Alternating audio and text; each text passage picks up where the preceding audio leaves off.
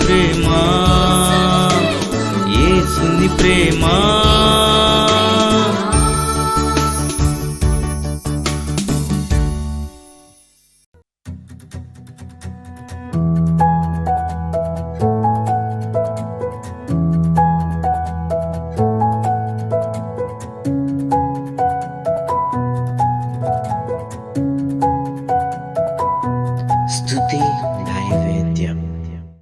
దేవుని వాక్యాన్ని ధ్యానం చేసుకుందాం. ద్వితీయోపదేశకాండం 28వ అధ్యాయము మొదటి నుండి కొన్ని మాటలు మనము చదువుకుందాం.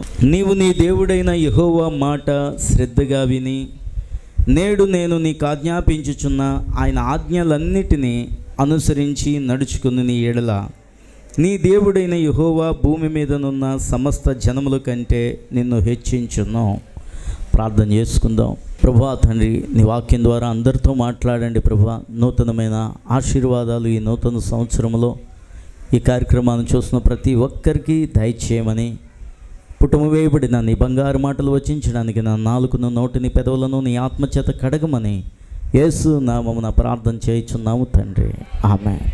దేవుని మాటను శ్రద్ధగా విని, దేవుని మాటలు మనము ఎప్పుడైతే శ్రద్ధగా వింటామో, శ్రద్ధ ఎప్పుడు వస్తుంది మనకి?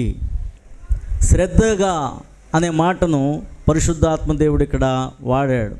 శ్రద్ధ అనేది ఎప్పుడు వస్తుంది అంటే, నీలో ఆసక్తి ఉంటే శ్రద్ధ వస్తుంది కదా. చదువు కోసం చెప్తారు కొంతమంది. చదువునట కష్టపడి చదివితే రాదట, చదువు ఇష్టపడి చదివితే చదువు వస్తుంది. ఏంటి, ఒక ఆఫీసులో ఉద్యోగం నువ్వు కష్టపడితే కాదు, ఇష్టపడి ఆ ఉద్యోగాన్ని చేయగలిగితే అది నీకు ఆశీర్వాదం, ఆ యొక్క యజమానికి ఆశీర్వాదం. నిజంగానే శ్రద్ధ అనేది నీ జీవితంలో ఉంటే నీ కుటుంబం చక్కగా ఉంటుంది. నీ కుటుంబ విషయాల్లోనైనా సరే నువ్వు ఆశీర్వాదం పొందాలంటే ముందుగా దేవుని మాటను, దేవుని వాక్యమును నువ్వు శ్రద్ధగా వినాలి. ఆ ద్వితీయోపదేశకాండంలోనే 5వ అధ్యాయంలో మొదటి వచనం, మోషే ఇశ్రాయేలీయులందరినీ పిలిపించి ఇట్లా నేను, ఇశ్రాయేలీయులారా, నేను మీ వినికిడిలో నేడు చెప్పుచున్న కట్టడలను, విధులను విని వాటిని నేర్చుకొని వాటిని అనుసరించి నడువుడి. ఇక్కడ చెప్తున్నాడు చూడండి, దేవుని యొక్క కట్టడలను, విధులను వినాలి, వాటిని నేర్చుకోవాలి, వాటిని అనుసరించి నడవాలి. దేవుని వాక్యం వింటే ఎంత ఆశీర్వాదం అండి? 30 అంతల ఆశీర్వాదం. విన్నందుకు వచ్చే ఆశీర్వాదం ఎంత? చాలామంది వింటారు దేవుని వాక్యం, 30 అంతల ఆశీర్వాదం మీకు వచ్చేసినట్లే. దేవునికి స్తోత్రం చెల్లిందాం. విన్నందుకు మీరు ఏమీ చెల్లించక్కర్లేదు, కానీ చెవులు మాత్రం ఎక్కడ పెట్టాలి? ఇక్కడే పెట్టాలి. ఒకసారి మనల్ని ఎవరైనా పిలుస్తున్నారు అనుకోండి, మనకు వినబడదు, అక్కడే ఉంటాం. కానీ అంటే ఎందుకు వినబడదు? చెవులు అక్కడ లేవు, మనసు అక్కడ లేదు కదా, మైండ్ ఎక్కడో ఉంది. అందుకనే ఎంతసేపు పిలిచినా వినట్లేదేంటి అనుకుంటాం మనం. ఇంతకీ వాడి చెవులు ఉన్నాయి కానీ వింటలేదు. అందుకనే దేవుని మందిరంలోనికి వచ్చి నువ్వు అలా కూర్చోవటం వల్ల ప్రయోజనం ఉండదు, కానీ దేవుని వాక్యం వింటే నీకు 30 అంతల ఆశీర్వాదాన్ని దేవుడు ఇస్తాడు. హల్లెలూయా. విన్నదాన్ని రెండోది ఏం చేయాలంటే గ్రహించాలి. గ్రహించాలంటే ఇంకా శ్రద్ధగా దేవుని మాటలను వినాలి. ఏంటి, నువ్వు సరిగ్గా విని వాక్యాన్ని కానీ అర్థం చేసుకుంటే నీకు 60 అంతల ఆశీర్వాదం వచ్చేసింది. దేవునికి స్తోత్రం చెల్లిందా. ఎంత ఆశీర్వాదం అండి? 30 అంతల ఆశీర్వాదం ఎంత రెట్టింపు అయిపోయింది అంటే 60 అంతల ఆశీర్వాదం నీకు వచ్చేసింది. ఇంకా 2 పనులు మనం ఎక్కడ చేయవలసినవి. తర్వాత 3వ పని ఎక్కడ చేయాలి? 3వ పని ఏంటండి? విన్న దానిని గ్రహించి దాన్ని చప్పున నడవటమే 3వ పని. అది ఎక్కడ చేయాలి మనం? అది మన జీవితాలలో అది చేయాలి కదా. దేవుని మందిరంలో దేవుని వాక్యం వింటున్న మనము ఇంటికి వెళ్ళిన తరువాత మన జీవితము లోకములో ఉంటుంది. లోకంలోనే మన ఇల్లు ఉంటుంది, లోకంలోనే మన ఉద్యోగం ఉంటుంది, లోకంలోనే మన వ్యాపారం ఉంటుంది. ఏంటి, నీ ప్రాక్టికల్గా అక్కడ ఆ జీవితంలో నువ్వు దేవుని వాక్యాన్ని నడిచి చూడాలి. అందులో దేవునికి స్తోత్రం చెల్లిందాం. లోకము చీకటితో ఉంది. ఈ చీకటి లోకములో నీవు వాక్యం అనే వెలుగు దీపాన్ని పట్టుకుని నడవగలిగితే నీకు అన్ని ఆశీర్వాదాలని దేవుడు చెప్తున్నాడు. ఇప్పుడు 28వ అధ్యాయానికి వస్తే, నీ దేవుడైన యెహోవా భూమి మీదనున్న సమస్త జనముల కంటే నిన్ను హెచ్చించును. సమస్త జనముల కంటే, భూమి మీదనున్న సమస్త జనముల కంటే దేవుడు ఎవరిని హెచ్చిస్తాడట అండి? ఈ 3 పనులు చేసిన వాడిని. దేవునికి స్తోత్రం చెల్లిందాం. ఆశీర్వాదం 30 అంతలైతే నీకు పెద్ద ప్రయోజనం ఉండదు. ఆశీర్వాదం ఎప్పుడు కూడా 100 అంతల ఆశీర్వాదం కావాలని మనం కోరుకుంటే తప్పకుండా 3 కార్యాలు మనం చేయగలిగితే తప్పకుండా దేవుడు నిన్ను ఏం చేస్తాడంటే నిన్ను భూమి మీద ఉన్న వారి కంటే హెచ్చిస్తాడు. నిన్ను క్లాసులో ఉన్నవారి కంటే మంచి మార్కులతో దేవుడు నిన్ను ఏం చేస్తాడు? హెచ్చిస్తాడు. నీతోటి వ్యాపారస్తులందరికంటే దేవుడు నిన్ను హెచ్చిస్తాడు. నీ కొలీగ్స్కి అందరికంటే కూడా దేవుడు నిన్ను ఉద్యోగంలో ఆశీర్వదిస్తాడు. దేవుడిచ్చిన మాట ఏ మాత్రము కూడా వట్టిపోదు. దేవుని మాట అబద్ధము కానే కాదు. అబద్ధమాడుటకు ఆయన నరుడు కాడు అంటాడు వాక్యంలో. దేవుడు అబద్ధమాడే దేవుడు కాదు. దేవుని వాగ్దానము మన పట్ల నెరవేర్చబడాలంటే దేవుని ఆజ్ఞలన్నిటినీ, అక్కడ చదవండి మొదటి వచనం, నీవు నీ దేవుడైన యెహోవా మాట శ్రద్ధగా విని నేడు నేను నీకు ఆజ్ఞాపించుచున్న ఆయన ఆజ్ఞలన్నిటినీ అనుసరించి నడుచుకుని నీ ఎడలా. కొన్నిటినా అన్నిటినా చెప్పండి? అన్నిటినీ. బైబిల్ యొక్క వాక్య సారాంశం అంతటినీ, దేవుని మాటలన్నిటినీ పాటించడం నేర్చుకోవాలి. కానీ మనకి కొన్ని ఇష్టంగా ఉంటాయి, కొన్ని కష్టంగా ఉంటాయి. ఈ సంవత్సరంలో ఏదైతే కష్టంగా ఉన్నాయో దానిని ఇష్టంగా నువ్వు మార్చేసుకో అంతే. దేవునికి స్తోత్రం చెల్లిందాం. ఏ వాక్యం అయితే నీకు కష్టంగా అనిపిస్తుందో, నీవు ఆ ఆజ్ఞను పాటించలేకపోతున్నావో, ఈ రోజున వాక్యం అయిపోయిన తర్వాత నువ్వు చేసుకోవాల్సిన ప్రార్థన ఏంటంటే, ఆ కష్టమైన వాక్యాలు నా జీవితంలో ఇప్పటివరకు నేను పాటించలేని నీ ఆజ్ఞలను నేను పాటించే జ్ఞానము నాకు దయచేయని దేవుణ్ణి అడగండి. దేవునికి స్తోత్రం చెల్లిందా. దేవుణ్ణి అడిగితే మన కొరతలన్నీ తీరుస్తాడా తీర్చడా కదా. మీరు అందరూ ఈ నెల మొదట్లో ప్రార్థన చేసుకుని ఉంటారు గత నెలలో. ఏమని? మాకు మంచి బట్టలు కావాలి ప్రభా, మా పిల్లలకి బట్టలు కావాలి ప్రభా. ఇచ్చాడా లేదా? ఎంతమందికి ఇచ్చాడండి? ఇచ్చాడు, అందరికీ ఇచ్చాడు. దేవునికి స్తోత్రం చెల్లిందాం కదా. మనం ఏదైతే ఆలోచనలో ఉంటాయో, మనం ఏదైతే దేవుణ్ణి అడుగుతామో అన్నిటినీ దేవుడు మనకి ఇస్తాడు. అలాగే నీ జీవితంలో కూడా నీకు ఏ సమస్యలు ఉన్నాయో అవన్నీ తప్పకుండా దేవుడు తీసివేస్తాడు. నీ కొరతలన్నిటినీ కూడా కొరత లేకుండా ఆశీర్వాదాలతో దేవుడు నిన్ను నింపేస్తాడు. అయితే ఇక్కడ అంటున్నాడు ఆయన ఆజ్ఞలన్నిటినీ. ఈ మాటను మీరు అండర్లైన్ చేసుకోండి జాగ్రత్తగా. దేవుని వాక్యాలు చాలామంది మొత్తం గీతలు గీసేస్తారు. మొత్తం అంతా బైబిల్ అంతా ఎక్కడ చూసినా గీతలే. మొత్తానికి గీతలు తప్ప ఏం కనబడవు. కానీ అన్నిటినీ గీసేసుకోకండి. ఎక్కడ మనకి ప్రత్యేకత ఉందో ఆ మాటను మాత్రమే మనం అండర్లైన్ చేసుకోవాలి. మనం చాలాసార్లు దేవుని మాటల్లో కొన్నిటిని మాత్రమే అనుసరించి నడుస్తాం, కొన్నిటిలో చాలా నిజాయితీగా ఉంటాం. కొంతమంది ఉంటారు కదా, అన్నిటిలో కంటే లెక్కల్లో ఎక్కువ వచ్చేస్తాయి మార్కులు. ఎంత వస్తాయి? 100కి 100 కొంతమందికి అన్ని సబ్జెక్టుల్లో బాగా వస్తాయి, ఒక్క సబ్జెక్ట్ ఏదో లోటుగా ఉంటుంది. అయితే నీకు ఏ సబ్జెక్టు లోటుగా ఉందో దాన్నే నువ్వేం చేయాలంటే ప్రాక్టీస్ చేయాలి. దేవునికి స్తోత్రం చెల్లిందాం. భక్తి కూడా అంతే. భక్తి జీవితంలో కూడా నీ జీవితంలో ఏదైతే కొరతగా ఉందో, ఏ ఆజ్ఞ అయితే నువ్వు చేయలేకపోతున్నావో, ఏ ఆజ్ఞను పాటించలేక సాతాను చేతికి చిక్కుకుంటున్నావో, వాడి బంధకంలో నుంచి నువ్వు ఈ రోజున విడుదల పొందబోవాలంటే నువ్వు ఇష్టంగా ప్రార్థన చేసుకో. దేవునికి స్తోత్రం చెల్లిందాం. నీ జీవితంలో ప్రభువా నాకు ఇది చేయలేకపోతున్నాను తండ్రి, ఇదో ఈ కార్యంలో నేను లోటుగా ఉన్నాను ప్రభువా, నేను ప్రార్థన చేసుకుంటే దేవుడు ఏమిస్తాడంటే ఆజ్ఞను కూడా పాటించే శక్తిని దేవుడు నీకు ఇస్తాడు. దేవునికి స్తోత్రం చెల్లిందాం.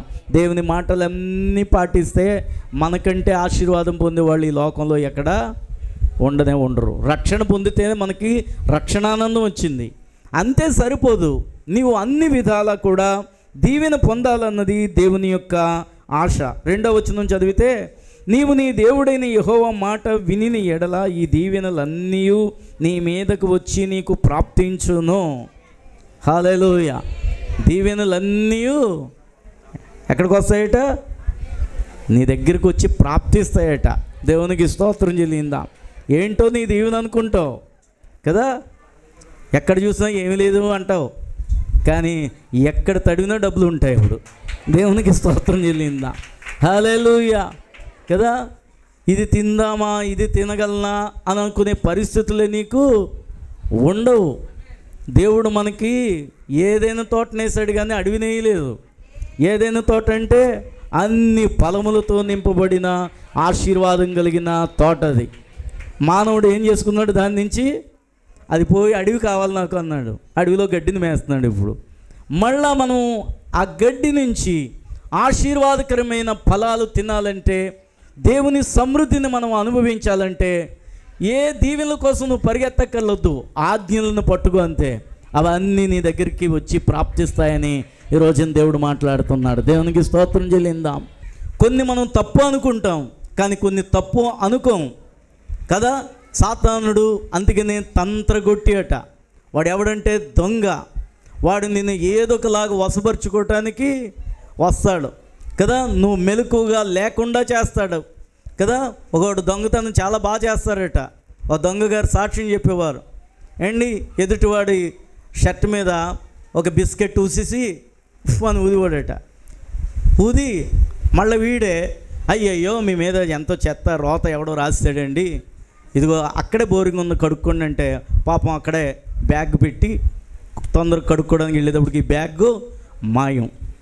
దొంగ కూడా అంతే, నీ జీవితంలోనికి ఎలాగైనా ప్రవేశిద్దామని చూస్తూ ఉంటుంటాడు. అపవాది నిన్ను ఎలాగైనా మోసం చేయాలని చూస్తూ ఉంటుంటాడు. దేవుని ఆజ్ఞలను మీరేటట్లుగా చేస్తూ ఉంటుంటాడు. వ్యభిచారమా పెద్ద తప్పు కాదులే అంటాడు, అబద్ధమా తప్పు కాదులే, మోసమా తప్పు కాదులే, నీతిగా ఎవడు బ్రతకగలలే. ఇలాగ వాడు నీలో ఉండి ఏం చేస్తూ ఉంటుంటాడంటే మాట్లాడతాడు. అప్పుడు నువ్వు వాక్యాన్ని కానీ నీ హృదయంలో ఉంచుకుంటే వాక్యంతో వాడికి సమాధానం చెప్పగలవు. దేవునికి స్తోత్రం చెల్లిందా కదా. యోసేపుని ఒక స్త్రీ బలవంతం చేయడానికి వస్తే యోసేపు అంటాడు, దేవునికి విరోధముగా నేను ఎలాగ పాపము చేయగలను. పాపము ఏం కలగజేస్తుందంటే దేవునికి నీకు విరోధాన్ని కలగజేస్తుంది. ఈ లోకంలో నీకు ఎవడు విరోధైనా పర్వాలేదు వాడు నిన్ను 2 కొడితే నువ్వు 1 కొట్టగలవు, కానీ దేవుడే నీకు విరోధైతే మనం ఏం చేయగలము. అందుకనే దేవుడిని ఎప్పుడు కూడా విరోధంగా చేసుకోకూడదు. మనము చేసే పాపము ఆజ్ఞ అతిక్రమాలే పాపం. అంటే ఏ ఆజ్ఞనైతే మనం మీరుతున్నామో అది పాపము.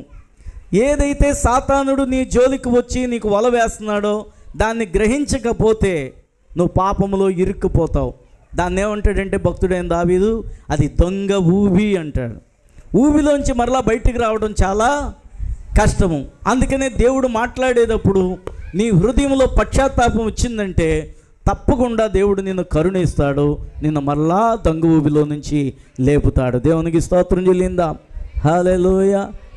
ఈరోజు సంతోషంగా ఉన్నాం, కానీ గత సంవత్సరంలో నువ్వు ఎన్ని పొరపాట్లు చేస్తున్నావో కదా, ఎన్ని అతిక్రమాలు చేసి ఉన్నావో, పాపం అనే దానిని పాపము కాదు అనుకుని ఎన్ని ఘోరాలు నువ్వు చేస్తుంటావో కదా. నిజంగానే అవి ఘోరాలు, నేరాలే. మనం చేసే ప్రతి పాపమును బట్టి దేవునికి మనం ఏం చేస్తామో తెలుసా, గాయాలు చేస్తాము కదా. ఆయన గాయాలు నువ్వు చేసావంటే నువ్వు ఆనాటి రోమన్ ప్రభుత్వం కంటే ఘోరమైన వాడవని అర్థం. ఆ రోజున యూదులు యేసు ప్రభు వారిని సిలువ వేయండి అని కేకలు వేశారని మనం చదువుకుంటాం. కానీ ఈ రోజున నువ్వు కూడా సిలువ వేస్తున్నావని గ్రహించగలిగితే నువ్వు నిజంగానే నేను సిలువ వేస్తున్నానని గ్రహించగలిగితే ఈరోజు వాక్యము నీలో ఫలించినట్లే. దేవునికి స్తోత్రం చెల్లిందాం. చాలామంది ఏమనుకుంటున్నారంటే నేనేమి పాపము చేయట్లేదు అనుకుంటున్నారు. దేవునికి విరోధముగా చేస్తున్న ప్రతి చిన్ని పాపమైనా సరే అది దేవుని దృష్టిలో దేవునికి గాయమే. కాబట్టి మనం అందరం కూడా ప్రభువుని సంతోషపెట్టే వారంగా ఈ సంవత్సరంలో మంచి నిర్ణయాలు తీసుకొని ఈరోజు తీసుకున్న నిర్ణయాన్ని రోజు జ్ఞాపకం చేసుకొని ముందుకు సాగుదాము. నీకు ఇచ్చిన వాగ్దానమును బట్టి ప్రార్థన చేసుకోండి. ప్రతిరోజు దేవుడు మనతో మాట్లాడుతున్నాడు. దీవెనలు ఎన్నో దేవుడు మనకి ఇవ్వగలిగిన దేవుడైన ఈ లోకంలో దీవెనలే కాదు, ఈ లోకంలో దీవెన లేని వ్యక్తులకు నీవు దీవెనకరంగా ఉండే వ్యక్తిగా కూడా ఈ సంవత్సరంలో మారిపోవాలి. దేవునికి స్తోత్రం చెల్లిందాం. హల్లెలూయా. ఈ నూతన సంవత్సరంలో మనకి ఎన్నో మంచి నిర్ణయాలు రావాలి. తప్పకుండా మంచిగా దేవుడు మనల్ని దీవించాలి. అందుకని దేవుని వాక్యాన్ని ఎవరు కూడా పెడచెవిని పెట్టవద్దు. విననట్లుగా కాదు, శ్రద్ధగా దేవుని మాటలు వినటం నేర్చుకోండి. విన్నదాన్ని అర్థం చేసుకోండి కదా. ఏదన్నా అర్థమవుతుంది కానీ ఏమర్థమవుతుంది కొంతమందికి? అసలు బైబిల్లో పేర్లే అర్థం కాదు కొంతమందికి కదండి. ఏంటి నిన్నగాక మొన్న వచ్చిన తుష్పు అని పేరు వచ్చింది అనుకోండి, ఒక సినిమా యాక్టర్ పేరు. తుష్పు అంట ఏంటి, నోట్లో పళ్ళు లేనోడు కూడా పలికెత్తా ఉంటుంటాడు. కానీ దేవుని వాక్యం అనేటప్పటికి ఈరోజు నిర్ణయం తీసుకుంటారు. ఈరోజు బైబిల్ చదివేయాలా, ఈరోజు 10 అధ్యాయాలు చదివేస్తారు, రేపు 2వ అధ్యాయానికి వచ్చేస్తారు, 2 అధ్యాయాలే, తర్వాత ఇంకేమీ ఉండదు. మరలా వచ్చే సంవత్సరం నిర్ణయం తీసుకుందాంలే అనుకుంటారు. నిజంగా దేవునికి నువ్వు ఒక మాట ఇస్తున్నట్లు లెక్క. దేవునికి స్తోత్రం చెల్లిందా? దేవుని దగ్గర నువ్వు ఏం చేస్తున్నావు? ప్రభువా నీతో నేను సహవాసం చేస్తాను ప్రభువా అనడమే బైబిల్ వాక్యం చదవటం అంటే. దేవునికి స్తోత్రం చెల్లిందా? దేవుని మాటను, ఇచ్చిన మాటను ఆయన వింటున్నాడు.